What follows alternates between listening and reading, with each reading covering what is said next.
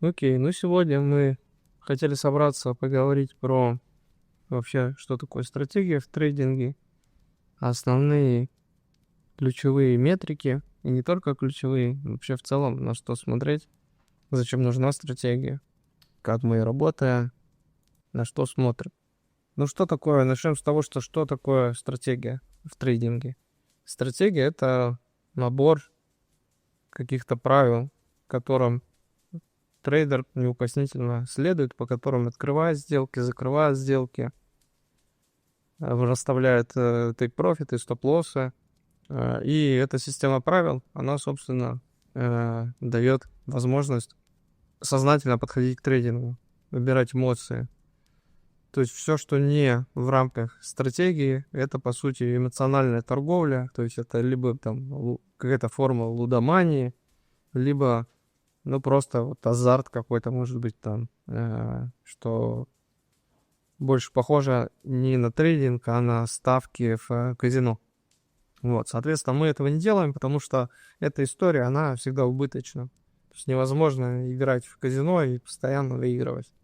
Так же, как и лудомания тоже, это не наш профиль. Вот, мы в рынке не для этого. Мы в рынке для того, чтобы зарабатывать. И, как правило, заработок, он не получается таким образом, что из какой-то маленькой суммы сразу делаются какие-то большие деньги. Либо что за какую-то одну сделку получается очень большой профит. Такие истории, они часто заканчиваются потерями или полной потерей депозита, или какими-то серьезными убытками. Ну или в целом это может быть какая-то длительная история, но в итоге она убыточная. Вот. Почему? Потому что за большими профитами, за большими процентами P&L всегда стоят скрытые метрики.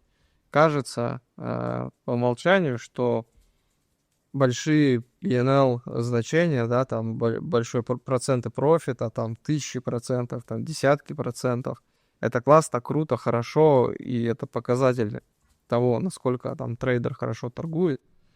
На самом деле это не так, потому что за этими большими процентами всегда скрывается большой риск. Да? Чем больше у нас процент, чем больше прибыль, тем, соответственно, больше мы рисковали. И просто сейчас этому трейдеру повезло, и он сорвал куш и забрал этот профит. Но 90% других трейдеров в такой же ситуации не повезло, и они вместо того, чтобы забрать куш, они потерпели большой убыток, да, то есть они рискнули по-крупному и проиграли по-крупному. Вот. Как же это понять? И что на самом деле работает? Если мы хотим торговать на длительной дистанции, без разницы, это крипта, форекс, акции, что угодно, на любом рынке работает. В целом, вот о чем мы сейчас будем говорить, оно работает везде. Ну, мы будем говорить применительно к крипте, так как мы на крипте торгуем. С криптой есть ловушка, что люди, которые приходят в крипту, они по умолчанию заряжены на то, что крипта дает большие профиты. Крипта — это тысячные P&L проценты, это пампы, дампы, там вот на этих движениях там можно там постоянно в чатах, там, каналах про крипту постится, что вот этот трейдер из там $100 сделал 1000, этот трейдер вложил там $1000, и теперь у него миллион. Но такие истории действительно могут быть. Как правило, они на два типа делятся в крипте. То есть в крипте можно так заработать, либо если ты сам выпускаешь какую-то монету, либо ты часть команды какой-то монеты, и дальше, соответственно, ты на манипуляциях можешь заработать. Либо это ранние какие-то держатели там биткоина, ранние держатели каких-то фундаментальных для крипты монет, эфир, биткоин, вот, которые там закупались еще там по сотни долларов, например, да, и сейчас уже, когда биток вырос там до сотен тысяч, они могут фиксировать хорошую прибыль. Но это время в целом прошло, сейчас такие монеты очень сложно найти. И это больше не про трейдинг. Это больше про то, что люди, как вот выиграли в лотерею, они поверили в биткоин тогда, когда 90% в него не верили. И на самом деле они тоже рискнули. И, может быть, малыми деньгами, но на длительной дистанции у них как бы это выстрелит. Соответственно, про стратегию. Со стратегией все просто. Чтобы она работала на длительной дистанции, работала в плюс, нужно смотреть не только на то, какие у нас результаты по конкретным сделкам, они прибыльные или убыточные. Это не так важно. Важно смотреть на такой параметр, как первое, win rate, да, то есть это процент выигрышных сделок, сколько из общего объема у нас сделок в плюс. Ну вот, например, нашу стратегию, если взять, которую мы публично торгуем и постим статистику каждый день в вот этот канал, здесь можно посмотреть. Вот у нас общий винрейт чуть больше 75%. Ну, здесь отдельное разделение есть по лонгам, шортам. Лонги у нас чуть хуже перформят, потому что мы постоянно как бы эту стратегию докручиваем, да, и с лонгами она не очень хорошо работала поначалу. Сейчас мы ее докрутили, и у нас винрейт начал прям заметно по лонгам расти. Вот он 70%, шорты, соответственно, лучше работают, это 80%. Это видно, в принципе, даже по нашим сделкам, что независимо от фазы рынка, медвежья, бычья, как бы наш подход с торговлей от пулов ликвидности, он работает, в принципе, на любой фазе, и в лонг, и в шорт. Потому что, ну, маркетмейкеру вообще без разницы, какая там фаза рынка, он двигает цену так, как нужно по заданному алгоритму, собирая один пул ликвидности, двигаясь к другому пулу ликвидности, ну и, собственно, формируя это зигзагообразное движение. Вот. Винрейт, соответственно, что он нам показывает? Сколько сделок у нас в плюс. То есть, допустим, общий винрейт 75% говорит нам о том, что из 2222 сделок, да, такое число, 75% из этих сделок, они в плюс. Соответственно, 25% они в минус. Второй показатель, который связан с этим винрейтом, это мат ожидания. Вот здесь мы график винрейта рисуем, да, видно, что он у нас плавненько растет, и это хорошо. Так и должно быть. Любые вот резкие изменения винрейта и вообще любые резкие изменения в какой-либо метрике — это показатель нестабильности стратегии. Да, она может хорошо перформить, но она может и сливать очень сильно, как бы. То есть, да, она начиналась вот как раз с таких вот движений, и потом постепенно ее докручивали. Здесь вот у нас была просадка, винрейт уменьшался. Мы как раз работали активно над стратегией, искали, да, подбирали коэффициенты, искали, как лучше заходить, выходить, различные тактики выхода из сделки. Ну вот нашли оптимальный вариант универсальный для практически любого, даже не практически, для любого рынка. Вот, и он, собственно, вот с лета прошлого года идет плавный набор. Мат ожидания, соответственно, это нижняя часть вот этого графика. Эта метрика тоже очень важна. Важно отслеживать, в принципе, в какой зоне она находится, в положительной или в отрицательной, потому что положительное мат ожидания говорит о чем? О том, что стратегия, которой мы торгуем, она прибыльная. То есть, если мы торгуем по этой стратегии, мы зарабатываем. Если, соответственно, это в красной зоне, отрицательные значения, это означает, что независимо от того, какой у нас винрейт, независимо от того, какие у нас PNL проценты, торгуя по этой стратегии, мы в убытке. И как инсайт могу сказать, что мы проверяем различные криптопроекты, просто как такая сайт-деятельность. Мы немного проверяем, но довольно известные такие, у них есть свои там телеграм-каналы, кто-то там в Дискорде, еще где-то, там у кого-то веб-сайт, есть различные криптокоманды, криптопроекты, которые дают сигналы, предлагают торговать вместе с ними. И вот за прошлый год мы проверили около 12 таких проектов, то есть мы просто брали, торговали по их сигналам и также считали вот эти все метрики. И на самом деле из 12 проектов прибыльная стратегия только у 2. Прибыль там, ну, прям не в разы, но меньше, чем, например, по нашей стратегии. Но даже как бы тут мы не для этого проверяли, что кто хуже, лучше, а вообще понять, насколько много скама вот в этой области. И оказалось, что очень много, что из 12 проектов 2, то есть это там, хоть они дают сигналы, они показывают положительные зеленые PNL, но при этом никакой прибыли невозможно получить, если следовать их сигналам. Только какие-то разовые истории.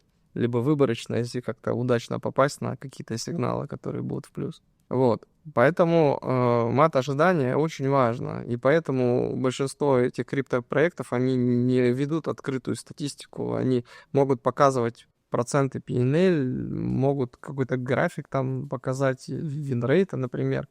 Но мат ожидания мало вам кто покажет. Ну, кто покажет, соответственно, у них нормальная стратегия. Это и есть наше мат ожидания. Что оно нам говорит?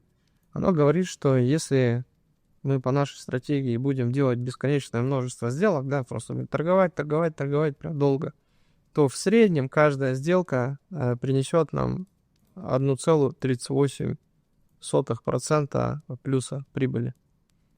Это что касаемо винрейта и мат ожидания. Помимо этого, есть еще одна метрика. Ее сложно, довольно сложно почитать, прямо вот так вот ручками, быстро как-то. Вот. Но, в принципе, есть вариант, как ее можно оценить. Связана она также с мат-ожиданием. В принципе, по каждой сделке мы можем это оценивать. Это дисперсия или разброс. То есть, что она нам говорит? Она говорит нам о том, насколько конкретные сделки расходятся с нашим ожиданием, да, то есть вот у нас есть ожидаемая доходность каждой сделки 1,38%, но при этом мы можем по-разному сделки совершать. У нас на самом деле сделки могут быть там типа плюс 2%, плюс 1,5%, минус там сколько-то процентов. Но также у нас может быть такая стратегия, что будет ожидание в районе 1,38, но каждая сделка, она, например, будет там плюс 100%, минус там 300%. И вот если мы каждую из этих сделок посмотрим в отношении к этому ожиданию, насколько она отличается, это и будет величина вот этого разброса, да, насколько там, допустим, у нас сделка, она закрылась на 138%, она как бы в 100 раз больше, чем ожидания. О чем это говорит? Это мера риска. Это говорит о том, что у нас хоть стратегия прибыльная, но она очень рисковая. По факту может случиться так, что какая-то из сделок может там очень сильный убыток принести. Либо серия таких убыточных сделок, она может там просто грохнуть депозит. Есть целая формула, да, по расчету, то есть там по каждой сделке берется там разница с ожиданием. Вот. Если по-простому, то как это оценить? Просто берете P&L и сравниваете его с ожиданием вычисленным. Ожидание легко считается. Если вы видите, что там разница в X сколько-то, значит, вы рискуете, значит, стратегия рисковая. И это может быть нормально, если изначально вы осознанно к этому подходили и делали рисковую стратегию. Но если в большинстве случаев и мы не рекомендуем по каким-то таким рисковым стратегиям торговать, особенно если нету такого капитального опыта в трейдинге. Нужно выбирать стратегии малорисковые, нужно выбирать стратегии, где довольно высокий винрейт, умеренное ожидания, то есть это не какие-то там сотни процентов, но даже не десятки процентов. То есть это что-то в районе 1% ожидания. И при этом разброс, да, то есть дисперсия, она небольшая. То есть в целом, в среднем, как бы, сделки, они закрываются плюс-минус в одном диапазоне, там, тейк-профита. Нет такого, что одна сделка закрывается на сотни процентов P&L, другая там закрывается на 1% P&L. Это плохая стратегия. Она непредсказуемая, она может вот как раз при смене фазы рынка, да, она может на какой-то фазе хорошо работать рынка, а на какой-то она просто грохнет депозит. Поэтому самое лучшее, самый такой середнячок рабочий на длительном горизонте, это ожидание в районе 1%. Винрейт здесь зависит, конечно, мы сейчас про это поговорим, про риск-менеджмент немножко. Вот. Винрейт может варьироваться, условно такой как бы базовый показатель, это 75 плюс, вот, держать такой винрейт. Вот, хотя можно и прибыльные стратегии и на 50% плюс винрейте делать. Вот, здесь все как бы зависит от того, как вы работаете со стопами, не со стопами, какой там риск-менеджмент. какие коэффициенты, отношение риска к прибыли. Вот. Ну, мы сейчас про это тоже коротко скажем.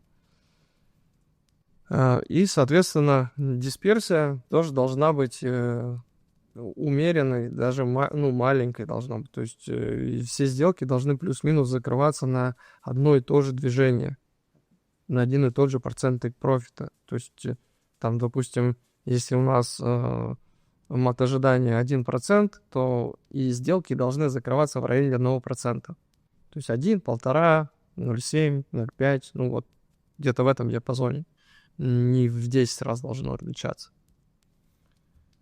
Это что касаемо дисперсии. Второй фактор тоже важный здесь, который не ключевой, но тоже связан он как раз с дисперсией, и на него нужно смотреть обязательно. Это просадка. Просадка, ее можно отслеживать. Ну, как правило, если есть стратегия, то есть какой-то портфель, да, ну, либо депозит, можем это называть депозитом, портфелем, как угодно. У этого депозита или портфеля есть какая-то сумма, там, допустим, 10 тысяч долларов, да, и, соответственно, с тем, как идут сделки, идет время, мы торгуем, у нас сумма это меняется, да, она может там стать там 10-100, мы там прибыльно поторговали, потом упасть до 9-800, там, ну, то есть можем это как-то вот изобразить вот так вот у нас она будет меняться каким-то образом, также зигзагообразно. И что здесь важно? Важно вот эти вот просадки отслеживать. То есть как ее оценить? Вообще, если мы торгуем на бирже или, допустим, по копитрейду, вот если взять наш публичный копитрейд, он просадку считает сам. Ну, то есть вот за него за неделю максимальная просадка 0,1%. Ну, это не показательно, лучше вот максимальный период брать. Вот, 1,25, да. Это на самом деле очень хороший показатель. Он о чем нам говорит? Он говорит о том, что за все время торговли у нас сумма нашего портфеля, да, сколько он стоит, ну или сумма нашего депозита, она падала максимум на 1,25%. Это тоже показатель риска этой стратегии. То есть если взять какие-нибудь аналогичные стратегии на, допустим, копитрейде, можно увидеть, что там, ну, здесь как бы и набор вот этот вот профита, он такой плавный, как раз за счет этого. Нету резких просадок. Вот. Там, где высокие просадки, там и набор профита будет такой вот резкий. То есть будет вот такой вот рваный график, резко вверх, вниз, там какие-то сумасшедшие проценты. Ну и в итоге обычно это заканчивается тем, что это все сливается. Хорошо, если в безубыток. Вот, то есть в ноль. А иногда это и как бы в минус все уходит. И в этом как бы большая проблема копитрейда, и в этом как бы заключается то, что у копитрейда есть такая дурная слава. Очень много стратегий, они привлекательные только на первый взгляд. Кажется, что они такие профитные, прибыльные. Вот. Ну и плюс много людей ошибается с тем, что ищут легких денег. В крипте нету легких денег, нигде нету легких денег. В Форексе нету легких денег. В акциях нету, в облигациях нету легких, нигде нету, ни в депозитах, ни в банках. Легкие деньги только в казино. Но казино с вас спросит все равно за эти легкие деньги. Поэтому мы в эту историю не ввязываемся, мы вот торгуем как бы стабильно. И вот просадка, да, видно, что 1%, чуть больше 1% просадка. Биржа сама считает, очень удобно. Это если на купитрейде, если вы торгуете на просто своем каком-то счету, любая биржа в своем приложении, она ведет статистику этого аккаунта и вашего счета, и там можно посмотреть примерно такой же график, то есть как сумма счета меняется, ваш депозит, там чуть больше, меньше. Вот. И как нам это оценить? Оценить очень просто. Если даже биржа, например, это не считает, нужно взять последний максимум на этом графике и после этого максимума найти самую нижнюю точку, да, и оценить то, насколько у нас это падение в процентах было. Да. Ну, вот здесь, допустим, у нас был бы была бы просадка там в районе 4%. Ну, и вот каждый такой момент его по-хорошему нужно отслеживать. Здесь у нас, допустим, 4,5% просадка была. Вот. И чем эта просадка ниже, тем вот этот график плавнее, и тем стратегия менее рисковая. Теперь, собственно, про риск-менеджмент. Главный момент здесь такой, что нам не важно, какое плечо, да, мы торгуем на фьючерсах, нам не важно, какое плечо мы используем. Почему? Потому что по факту плечо мы не используем. Плечо у нас, оно может быть 1, 10, 100, 25, как угодно. Сумма входа от этого не меняется. Меняется только количество свободной маржи. Что нам дает плечо? Дает возможность параллельно открывать множество сделок по нашей стратегии. Вот и все. Это единственное назначение плеча. Почему? И это частое заблуждение. Когда люди приходят на биржу, особенно в крипту, с ее большими плечами, начинают торговать на вот эти плечи. Есть там депозит $100, на 10-м плече это уже $1000. И, соответственно, вот мы позицию там на всю 1000, например, и открываем. Что здесь опасного? Опасно это тем, что мы торгуем на заемные деньги. То есть там наших денег всего $100, а $900 нам дала биржа. И в чем как бы прибыль биржи? Она же нам не просто там по доброй дружбе дает эти деньги. Она снимает там комиссии, тем более, что на 10-м плече у нас ликвидация там, да, например, она подтягивается ближе в 10 раз. То есть, получается, там на 10% движения против нашей позиции нас ликвидирует. То есть не на 100%, а на 10%. Почему? Потому что если мы торгуем 1000, а там наших только $100, если позиция уйдет на 10% вниз, это будет минус $100 наших долларов, вот, нашего депозита. Биржа их благополучно заберет себе, так же, как и нашу позицию, отдаст ее маркетмейкеру по скидке и закроет. А свои $900 она не рискует этими деньгами. То есть, когда условно мы вышли в ноль, да, когда наш депозит закончился, биржа все это ликвидирует и закрывает. Вот, как бы там люди не дураки сидят, как бы они не будут давать деньги просто так использовать. Поэтому это первое правило трейдинга. Не торгуйте на заемные деньги никогда. То есть я понимаю, хочется всегда увидеть больше, не только в проценты P&L, хочется увидеть больше долларов, да, на счету, больше долларов по конкретной сделке. Но единственный правильный способ, как это сделать, это увеличивать депозит, то есть увеличивать свою часть. И в этом как бы и вся суть и смысл трейдинга. Поэтому там нету легких денег. Понятно, что не всегда возможно увеличивать депозит.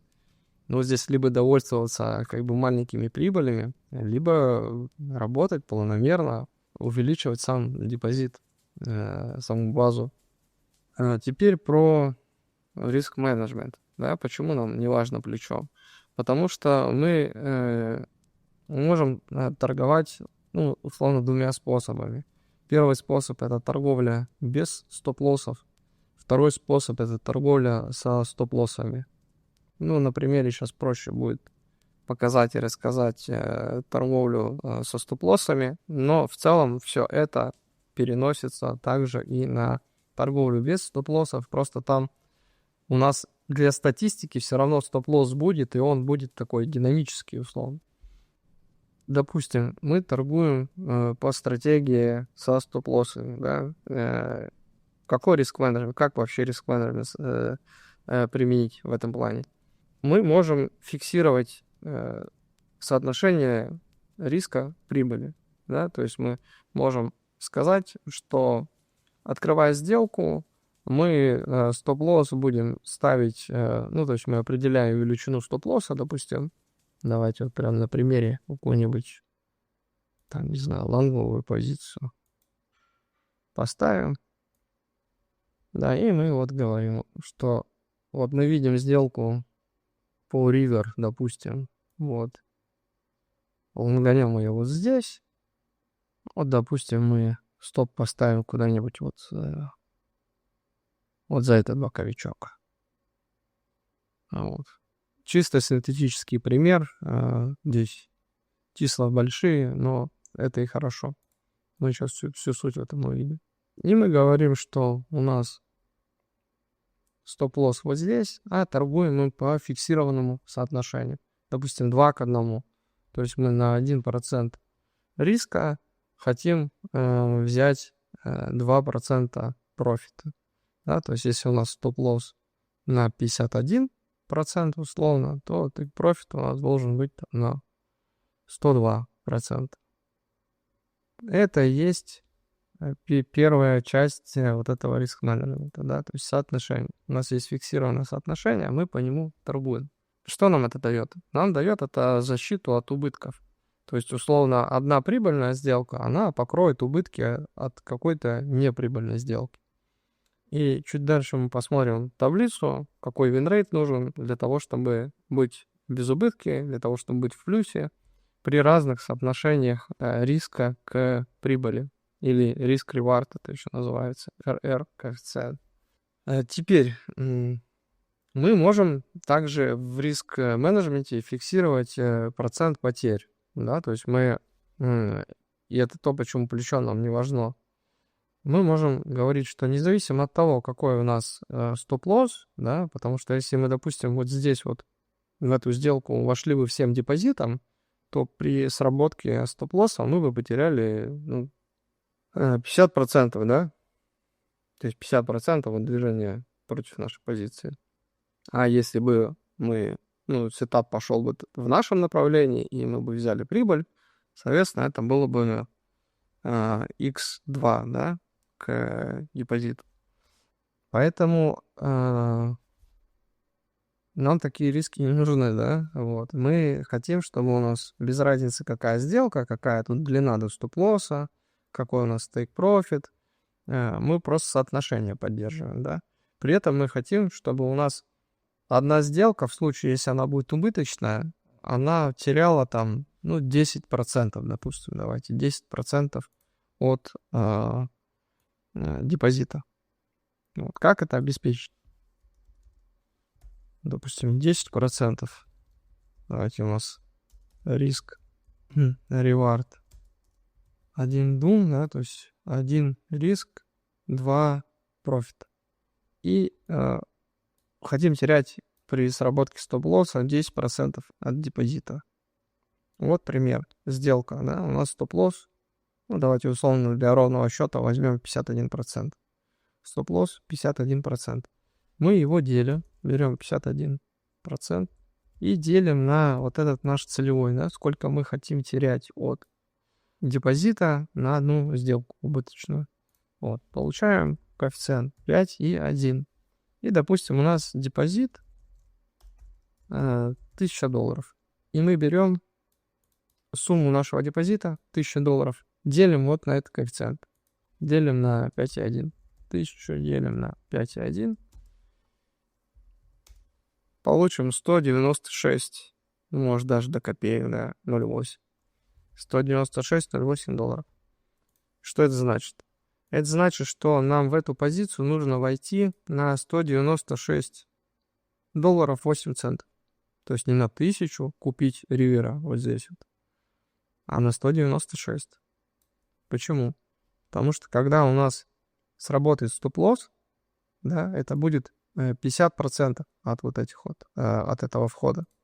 Да, если мы возьмем и умножим это на 50, давайте умножим, это делим на 100, это будет 98,04, да, 98,04, то есть $98.04 мы потеряем, если сработает стоп-лосс вот в этой сделке лонговой. И это 50%, да, 51%, но от 196. Но если мы возьмем пропорцию, да, и посмотрим 90,04 от 1000, это будет на 100. Это будет 9,8, да, вот как раз вот наш целевой процент, тут за счет округления наш. Вот. Это будет условно 10% от нашего депозита. То есть неважно, какая длина стоп-лосса. Мы варьируем объемом входа в эту позицию. Вот и все. То есть и это нам дает, во-первых, мы заранее фиксируем потерю, да, что мы теряем на одну сделку, допустим, 10% и не больше. И неважно, какой там стоп-лосс. С другой стороны, мы фиксируем риск-ревард соотношение, да. Это нам дает возможность покрывать убыток прибыльными сделками. И вот здесь давайте посмотрим как раз вот эту таблицу. Здесь у нас соотношение идет, риск-ревард. Здесь у нас идет win rate. То есть слева у нас это сколько риска, справа это у нас сколько профита. То есть, допустим, вот в правой части более-менее привычное и правильное соотношение. То есть у нас на 1% риска мы берем 2,5% прибыли. И, допустим, в таком варианте, когда мы вот так торгуем, мы будем прибыльны даже при, вот можно посмотреть, при 35% вин-рейте. И в безубытке будем на вин-рейте 30. То есть если у нас даже будет 70% сделок, то есть 7 сделок из 10 убыточные, то мы все равно будем в нуле, да, мы как бы без потерь будем. Начнем терять только если мы там совсем как бы там 2 сделки у нас будут из 10 прибыльны. Вот. Но это соотношение довольно такое, как бы его выдержать тоже надо иметь и скиллы, и понимание, и стратегию такую. Вот. Потому что не всегда можно до такого тейк-профита дойти и свалиться в стоп-лосс. Соответственно, поэтому и win-rate, он как бы с уменьшением этого соотношения, да, вот здесь вот тейк-профит 2,5, 2, 1,33, 1, да, и здесь уже пошел увеличиваться риск, да, то есть здесь профит 1, а риск, допустим, 2, 2,5, 4, ну и так вот до 20. Вот, ну это просто как бы две крайности, можно сказать.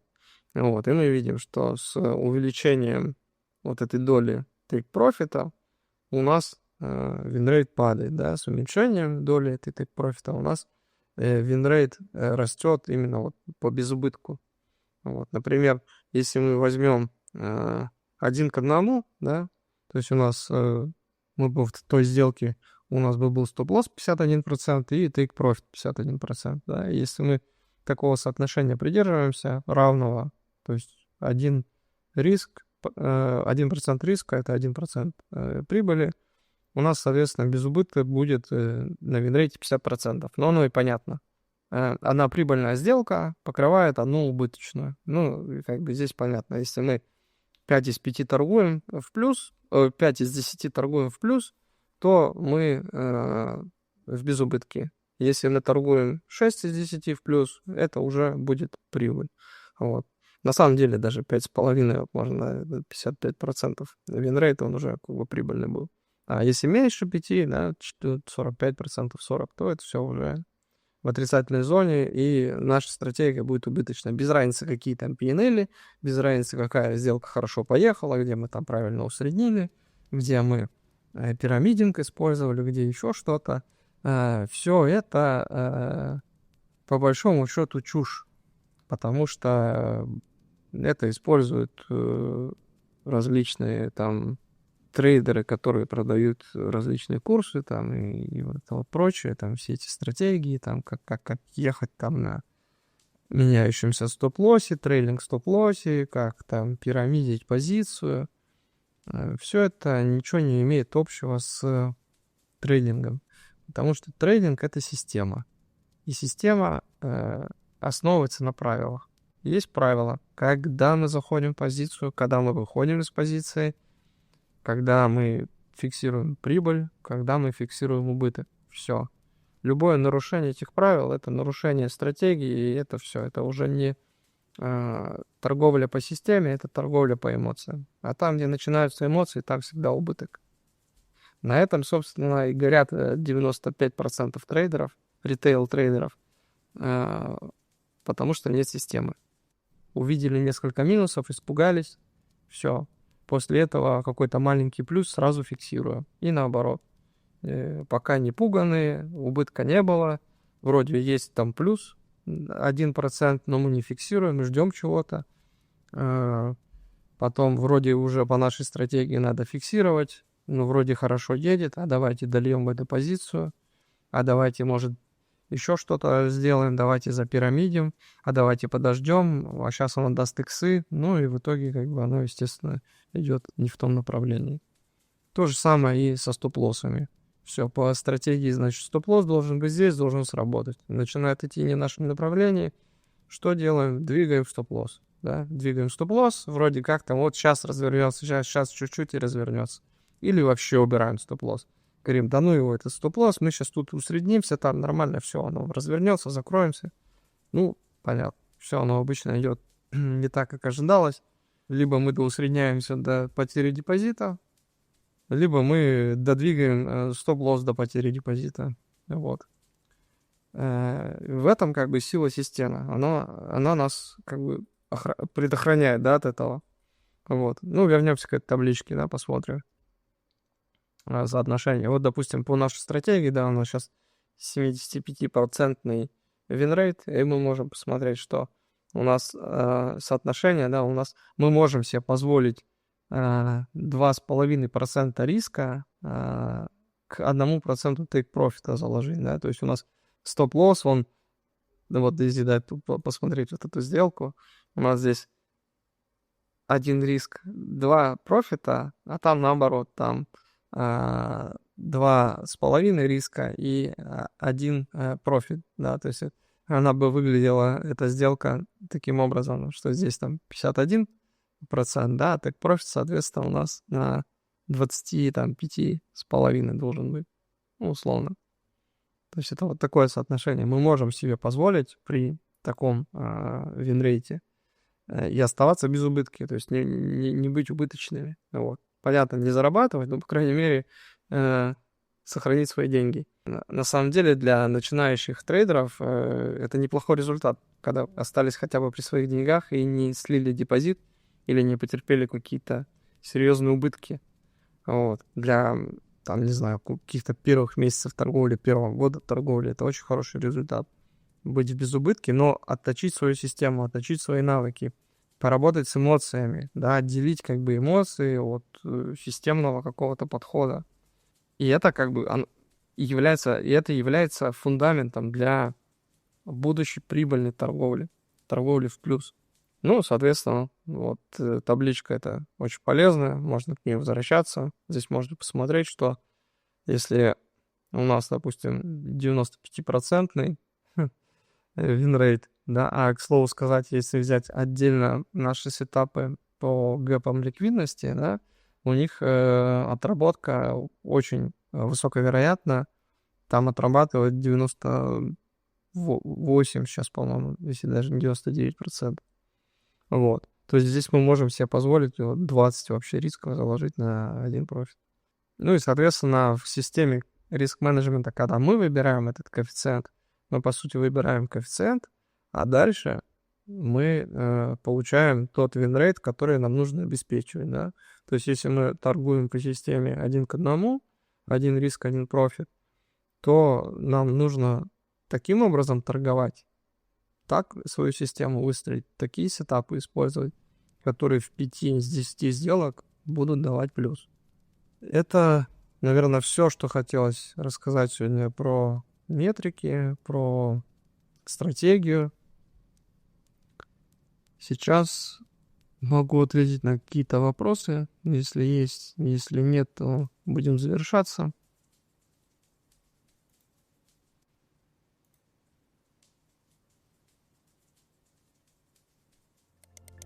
Спасибо за внимание. Подписывайся, жми колокольчик. До встречи в следующем видео.